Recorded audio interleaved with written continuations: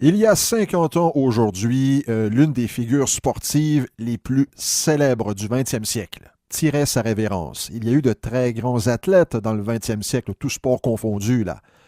Mais celui aujourd'hui qui est à l'honneur, eh bien, c'est Mickey Mantle, l'ancien voltigeur de centre des Yankees de New York qui a fait la pluie et le beau temps non seulement sur le terrain, mais aussi à l'extérieur.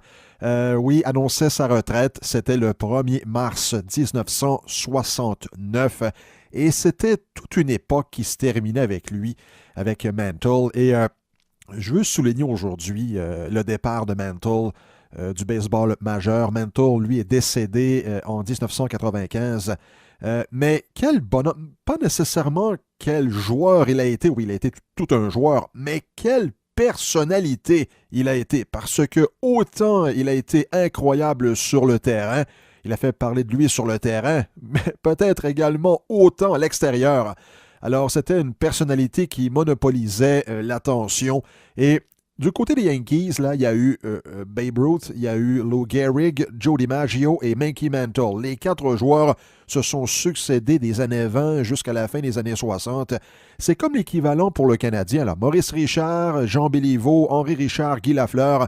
Alors, Maurice Richard du début des années 40 et Guy Lafleur jusqu'au milieu des années 80 ont été des joueurs qui ont permis aux Yankees, comme aux Canadiens, de demeurer là à l'avant-plan de leur circuit avec beaucoup de championnats et des équipes qui attiraient beaucoup l'attention, qui monopolisaient l'opinion publique. Alors, du côté de Mantle, ça a été, lui, le dernier des quatre. Par la suite, il y a eu d'autres joueurs, mais ces quatre-là là, sont vraiment à part des autres.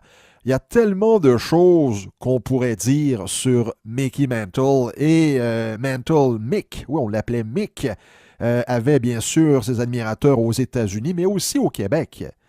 Permettez-moi de vous raconter une histoire concernant un ami d'enfance qui nous a quittés depuis déjà plusieurs années, un ami personnel, Monsieur Fernand Bergeron. Monsieur Bergeron était originaire de Drummondville. Et lorsque j'étais petit bonhomme, il nous racontait des histoires là, sur ces vedettes qu'il admirait lorsqu'il était plus jeune.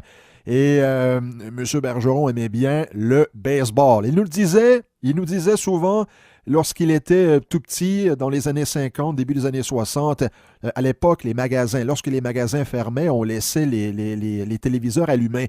Alors, les passants pouvaient voir les téléviseurs et se faire une idée peut-être d'un achat éventuel.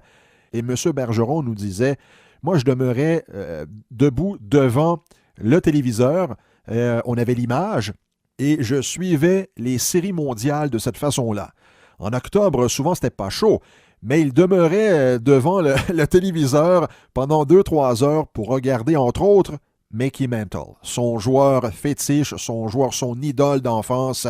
Donc, pour moi, c'est une histoire qui en dit gros, qui en dit beaucoup sur l'homme qui a été Mickey Mantle. Et il y a eu des films sur lui, notamment le film 61, qui relate la saison record de Roger Maris lorsqu'il a abaissé la marque de Babe Ruth pour le plus grand nombre de circuits en une saison, 60, et toute la pression qui venait avec le fait de battre ce record. Et dans le film, on voit une autre chose intéressante concernant Mantle.